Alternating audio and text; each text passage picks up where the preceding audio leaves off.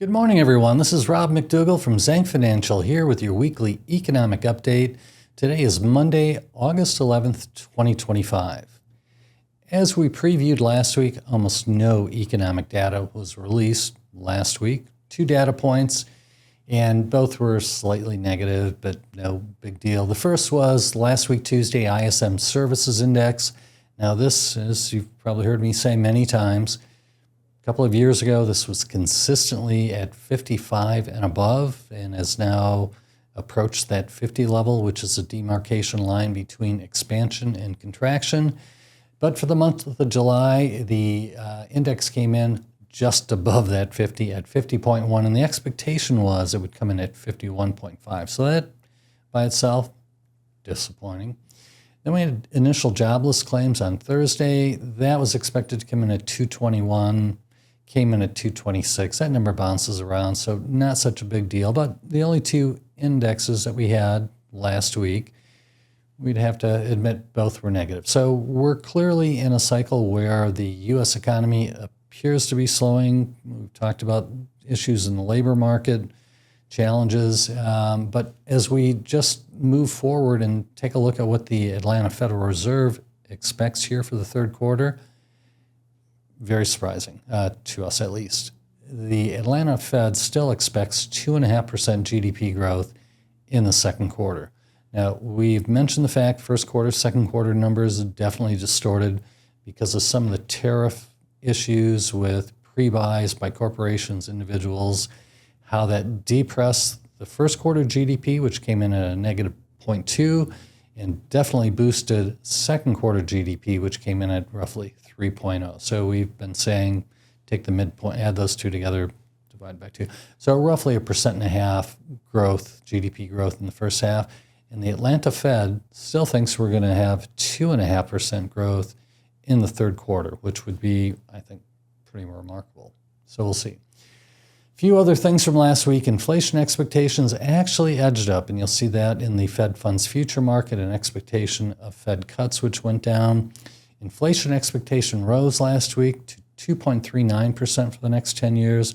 Not that significant. Prior week it was at 2.33, but the trend definitely has been up over the last couple of months. So in terms of the Fed funds future, what the expectations are for the Federal Reserve, there's a meeting next month of September 16th and 17th will be the announcement. So the expectation of 1 rate cut that actually dropped a little bit last week. It had been 90% the week before, dropped to 86. And then if we look by the end of the year, the expectation of 2 rate cuts had been 92%. That dropped to 87 last week. And the probability of 3 or more dropped from 53% to 44%. Now, the one real positive last week, and we'll see that the equity markets in U.S. did well last week, and entirely because we think S&P earnings in total, but S&P earnings have been here in the second quarter that's being announced right now.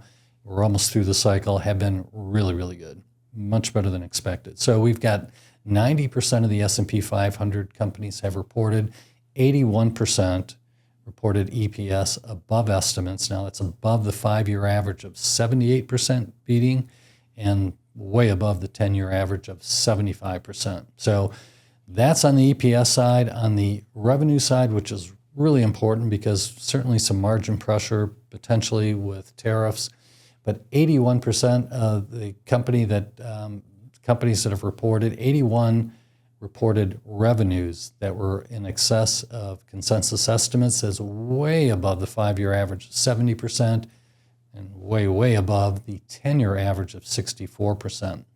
So the blended earnings growth rate, that's the growth rate of companies, the 91% that have reported or 90% that have reported, plus the expectation for the remainder, is now at 11.8%.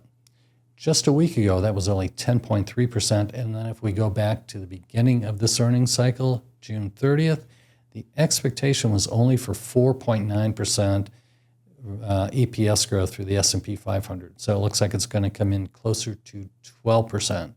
So for those that are questioning how we can possibly justify valuations of the market, how the market can justify the valuations, and how the equity markets can continue working in the U.S., this is the answer to that. So if corporate earnings continue to grow at this pace, there still is headroom for U.S. equities to work through the rest of the year.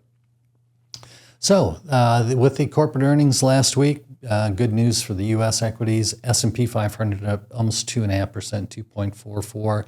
On a year-to-date basis, 4 months ago you would never have guessed this, but on a year-to-date basis now, S&P 500 up about 9.5%. That's really good. International stocks have continued to outpace USO, so developed ex-US up 2.9% last week, emerging market up 2.25%. So developed markets ex-US for the year-to-date, comparable to the 9.5% for the S&P 500, is up 18.33%. Now last week, fixed income gave back some of the gains they had the week before, which was a fantastic week. Last week, down a little bit. 7-year yield went up 7 basis points. The 10-year yield up 6 basis points. The Bloomberg U.S. Aggregate Bond Index down roughly 20 basis points last week. So let's look ahead to the economic data that we will see this week. And certainly the dominant theme here is inflation numbers that come out on Tuesday and Thursday. We also get retail sales later in the week.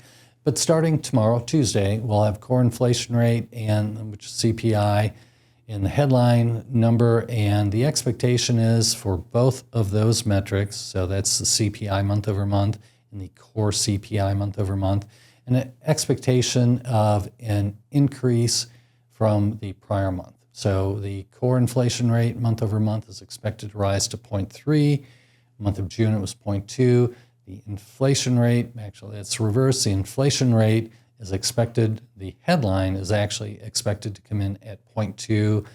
In the month of June, that was a 0.3.